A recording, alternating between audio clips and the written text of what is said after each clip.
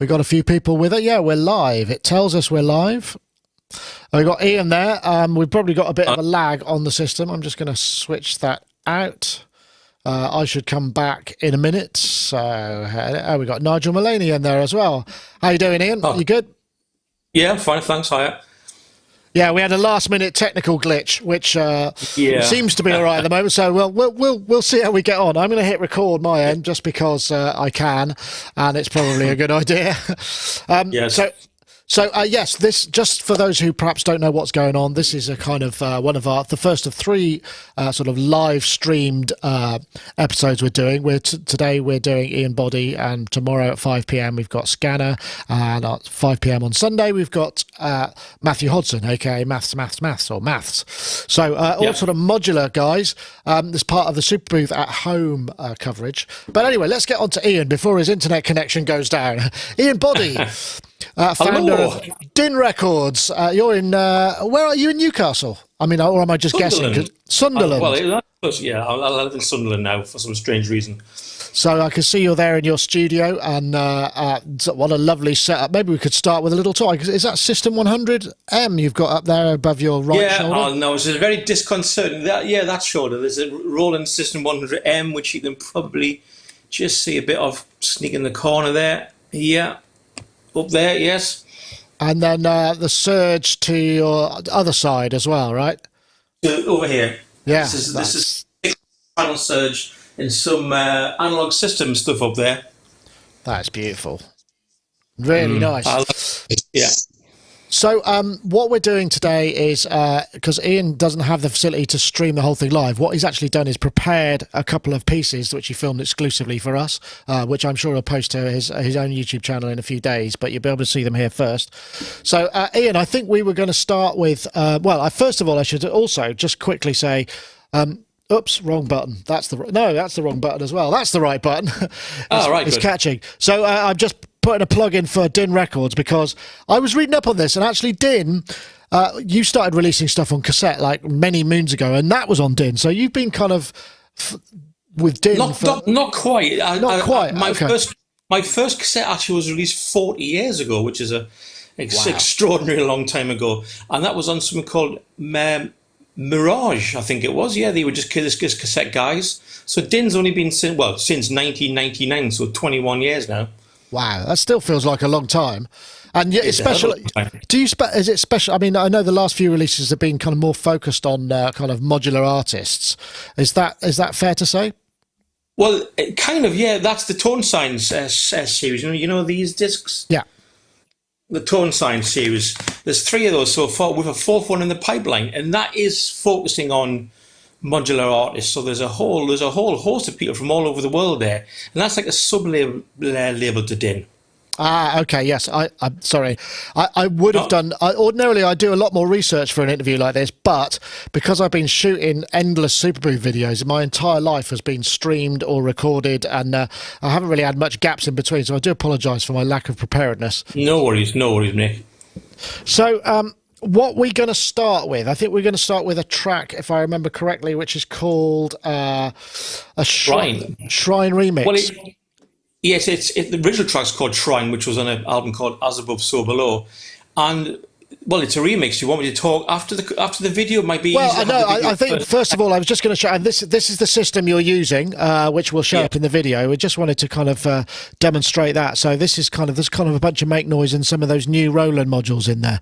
But yes, it's compact. I mean, I suppose relatively compact for modular people, but perhaps we'll get. Yes, on to that it's actually it's the make noise 7U. So that little thing in modular grid doesn't have the 1U. Kind of multi across the middle, but yes, that's my main live case, because it's small enough to take on an airplane. You can take it as hand luggage on an airplane. Oh, well, that's handy, isn't it? And you've been doing a bunch of gigs. Did I see you were in the States towards the end of last year? Yeah, Philadelphia. Yeah. Although I didn't take that at Philadelphia. Going through the USA customs is never the most pleasant of experiences. So I borrowed most of the gear when I was out there, to be honest. I had when I was coming back from NAMM a couple of years ago, there was a man with the blue gloves, And he was getting ready, and he said, "Hey, wait, you're the synth guy." It's like how random is that? Yeah. Yeah. Okay, so we'll start with the first track, which is called Shrine Remix. Okay, stand by.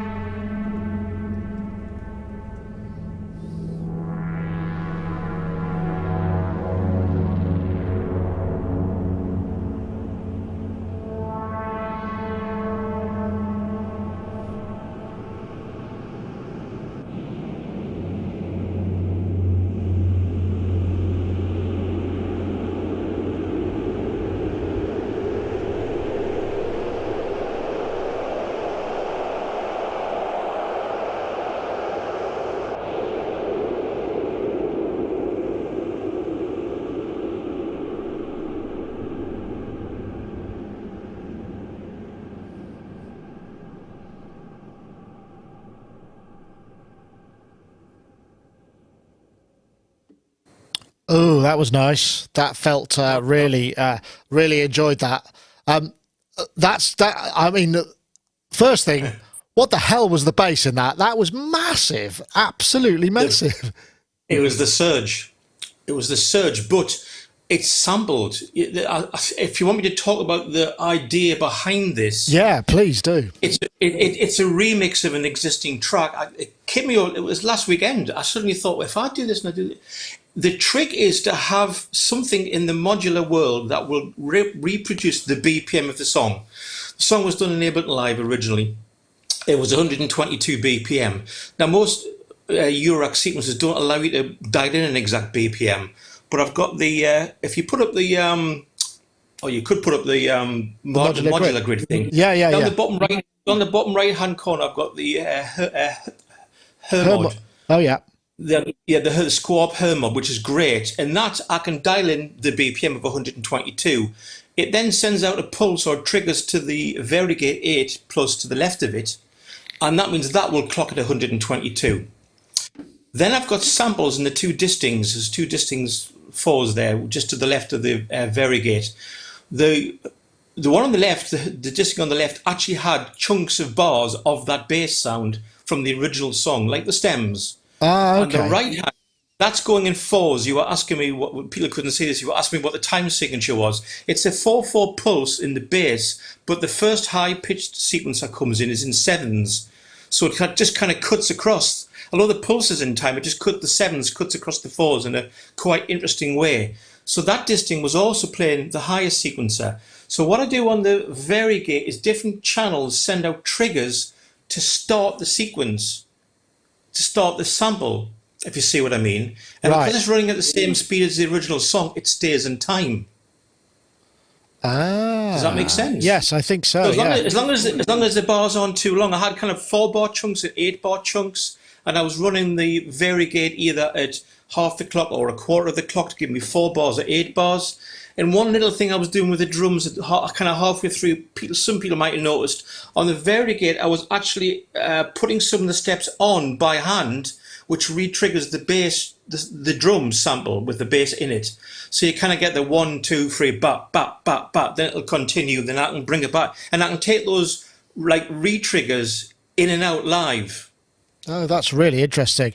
So Yeah. it's funny you're saying about using samples because there's a couple of other modules in there. I see you've got some of the The two tip-top ones in the left hand. tip-top ones, yeah, and I think that's it. But I've kind of got 6 voices in there. You see, there's 4 sampled from the distings, which are doing the sequences, the bass line with the drums on the same sample, and the high 7-step sequence. The 2 tip-top ones are doing more kind of ambient sounds. I mean, that white noise. And that choir sort of pad, that sort of the ambient. Well, it sounded like a choir pad. Yeah, it was kind of. And then I'm doing a lead sequence, which I slow down at the end from the Roland System 100M. System 100, the System 500 module, which is like a one complete voice.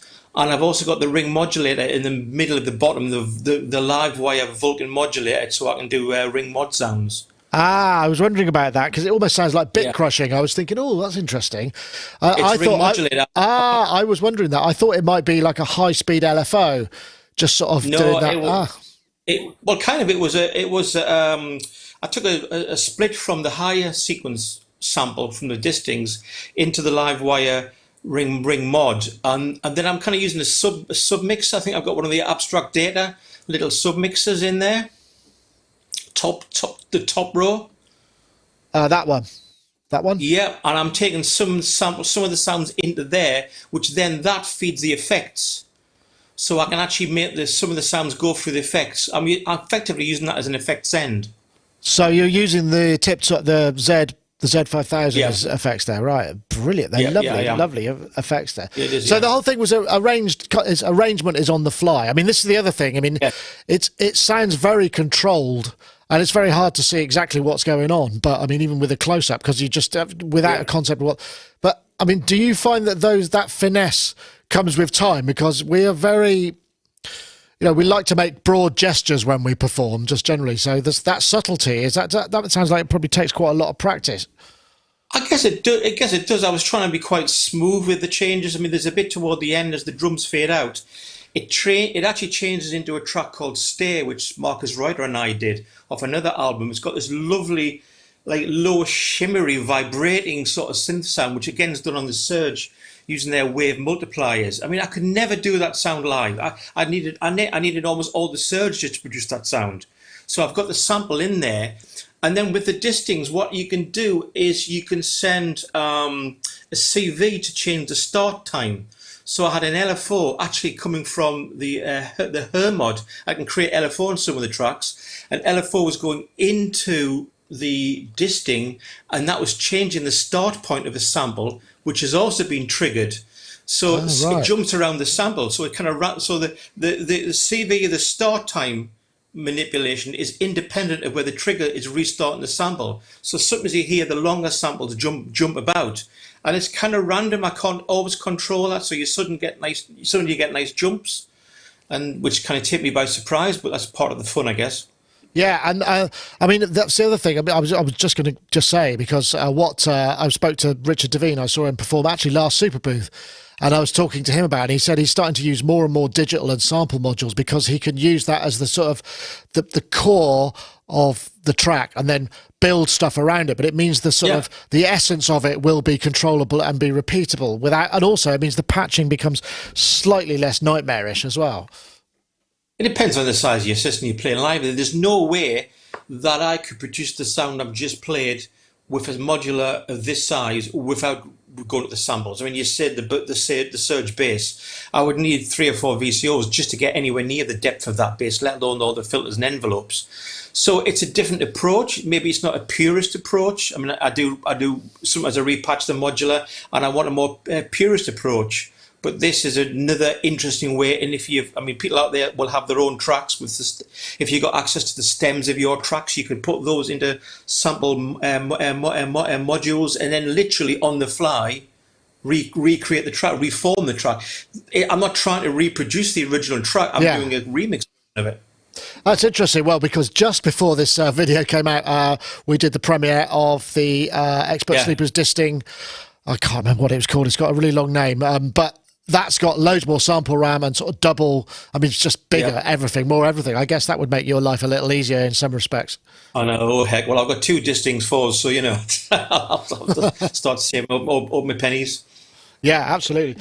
That was lovely. So, what I guess the next question was going to be, so all of that, just to recap, that all happened within that modular. What happens? Do you just record that direct to 2 track and then, just top and tail it? Right. Okay. Yeah, I just all I did there was record the 2 track, put a little bit of compression on, and just make sure the EQ was okay, and that's it. And then sent you there the video. Nice. What you heard is what came out of that rack. Well, minus our streaming munging, but it still sounded pretty damn good to me. But okay, brilliant. Well, so the next track, maybe we could talk a little bit about the system, because this system is a lot smaller that you've chosen to use on this one. This next track's called, I'm just trying to remember what it's called. It's called Anywhere. Anywhere, that's right. And I guess that's something to do with, because this is called an Anywhere rack, which is a very portable effect. So the idea with this was to make it anywhere. It's named after on the far left. I've even got the rack here. It's here. It's this small. Wow. Okay. I probably need to put it this way so it's not upside down. And it's on that side. Yes, and I've got that. So that's the poly-N power supply. I can power it from that. If I try to do it with one hand. There you are. It's come on. Wow. So you can do that literally anywhere. That would work for those guys that are doing the modular on the spot stuff in LA. That'd be perfect. Yeah. You'll be ready for a gig there, Ian, when we can fly again, right? Yes, it'd be nice. I mean, obviously, I've got big systems like we have behind the Surge, and that's great. I mean, I love the Surge system. I've got the 100M. I've got a load of other racks over here, and I just thought for the purposes of your show, not everyone's going to have access to those size of racks. Let's do something which just has a small, fairly modest selection of things in there, and try to show that it's possible to make interesting sounds and pieces of music with a much smaller system. Yeah, I'm looking at this, and it's sort of there's a certain amount of DSP going on there because that allows you to create large, lingering washes and then build again underneath, right? Yeah, this one's got voices in it. The braids, which is almost on the left there.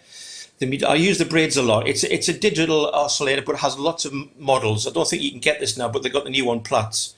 And there's lots of different oscillator models in there, so you'll see me change on the fly the kind of sound that's coming from there. The two distings are also in here. I mean, the distings are such useful modules because you can do so many things with them.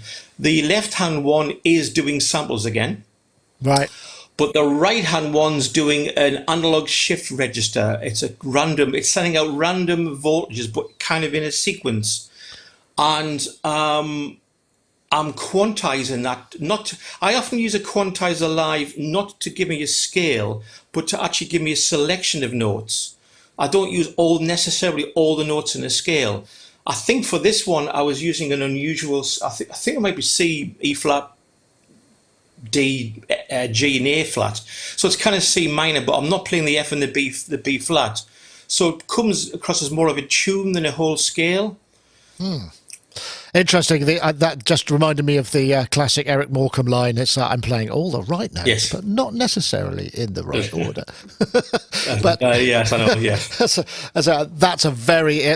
not many people who get that. Only people of a certain age and nationality, yes, I'd imagine. Yeah. So, okay, so a couple before we play this, a couple of questions really. So, how do you?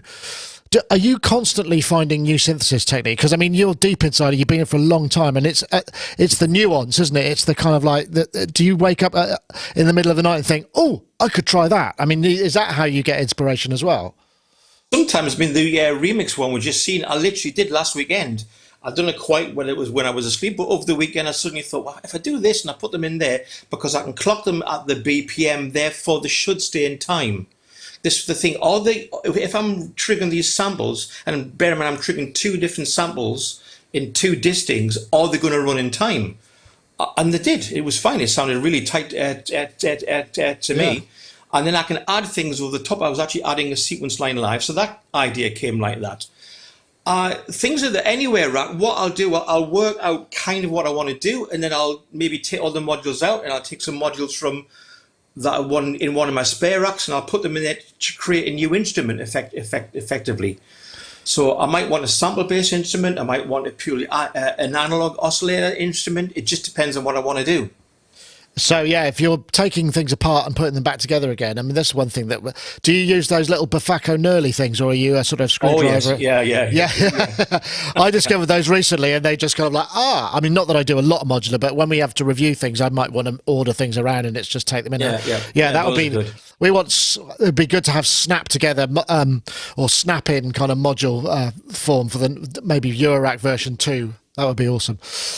Right. Okay, well, so we're going to play the next track, which is called Anywhere. So this is, how would you describe this before we hit go? It's much more weird and experimental. Obviously, the piece we just played's got that nice bass and beat going on.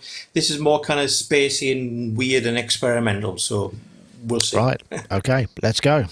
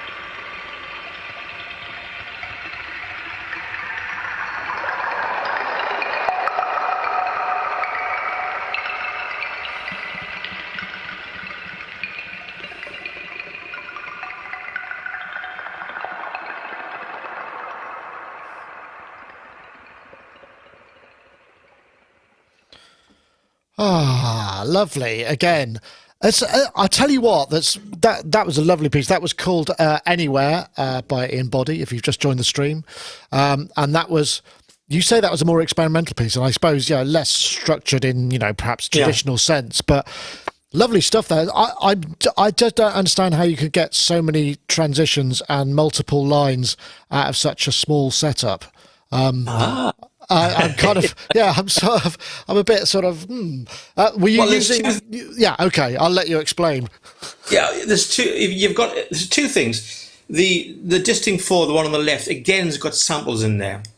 These were more ambient. These were more ambient beds, and I must have gone through 7 or 8 of them. I mean, that big kind of gnarly drone at the end, which kind of comes in that big kind of almost leggety kind of drone, that was from there. That little plicky, like weird kind of sequence of rain at the end, that was from there. These interesting textures that I couldn't produce completely live from a modular of that size, or even a much bigger one live.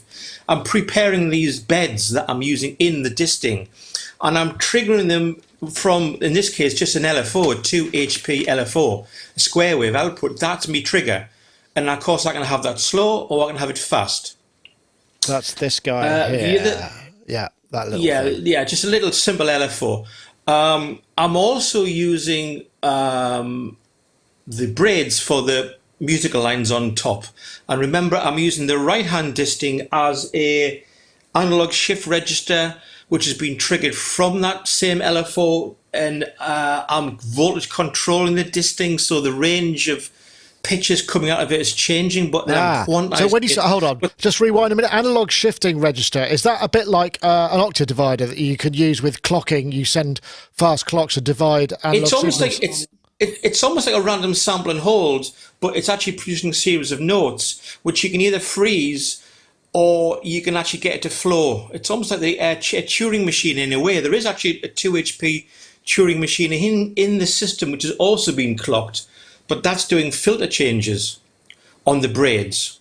And one thing we haven't talked about, which is smack bang in the middle of both systems, is the tone, the qubit tone. Yeah, I was going to ask about that, because that seems to be... Because I'm working in, even in a system of this size, I'm working in this a stereo signal. So the braids is going into the top 2 channels, in this case on the bandpass outputs.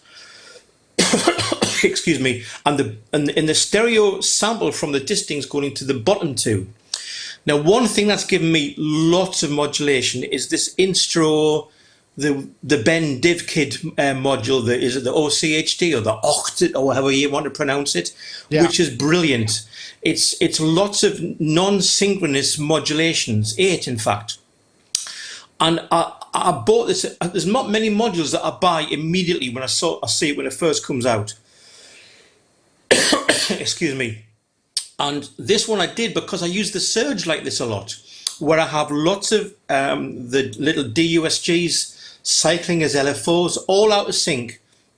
And when you get lots of non-synchronous LFOs modulating your system, the textures can change all the time. Right. It kind of never repeats. So those are the 2 sound sources. One thing I was doing with the pitch coming out of the disting, excuse me, was going through a 2 HP trim, which is a passive module. So this guy. I'm just trying to zoom in on it on the. It's 2 channels of attenuation. Attenuators are very important, especially in a system this small. What's good about the 2 HP trim? It's passive, so it's not drawing any power. And if you can imagine the output from the disting analog shift registers going into that before it gets to the IntelliGel. So if I've got that turned down quite low, it's only playing quite a compact range of pitches. But you probably heard a couple of times I increased the range, so it suddenly went up and down the scale. Oh, I see. Interesting. That's when I smiled at you because it actually goes out of tune when it went so high and came back down. But it's kind of nice. So again, I can interact with that. And the IntelliGel, I'm not using one scale. I'm constantly turning notes on and off. Sometimes I take it all the way back to just the C for a drone, and then I'll add other notes. Right. So I'm Okay. almost so it almost sounds like I'm playing a lead line at times, but I'm not. It's the interaction of the analog shift register going into the IntelliGel, and I'm controlling the range, and I'm also controlling what notes it plays. Yeah, the If that IntelliGel makes sense. being this, it's basically a quantizer. Yeah, Yeah, that's kind of it's the interesting. old U scale. Yeah. That's very interesting. Nice one. I thought it was lovely. Obviously, if you're interested in more of Ian's stuff, I mean, check him out at ianboddy.com. Let's just, it's Yep. not that one, it's the one I want, ianboddy.com and Din Records and all of the kind of, which represents a sort of, I think, a broad sense of your musical taste as well, which as it should, so it's been, I curate. Yeah, I suppose I curate yeah, the record label, and we put out albums. Things like this Altair by me. This last one is the very wonderful 31 Days by Nigel. Is the latest one by Dave Bessel. There's a whole load of discs on there, and it ranges right the way from, I guess, the old school Berlin school Tangerine sequence kind of stuff, right the way through to really ambient, dark ambient stuff, and anything in between. brilliant. Well, Ian, thank you so much for joining us and playing us out those two tracks and giving us a lowdown of how they were all put together. This was obviously the first of our Super Booth live streams. We've got another one tomorrow at 3 p.m, which is a Sonic Talk with Bo Beats, Div Kid, and Molten Music, Robin from Molten Music Technology. And then there's a performance from Scanner at 5 o'clock. Ian, it's been lovely. Thank you. That was a very nice musical interlude. A pleasure. Pleasure as always. Thanks a lot. Okay, well, that's it. Thank you very much, everybody. I'm going to stop the stream.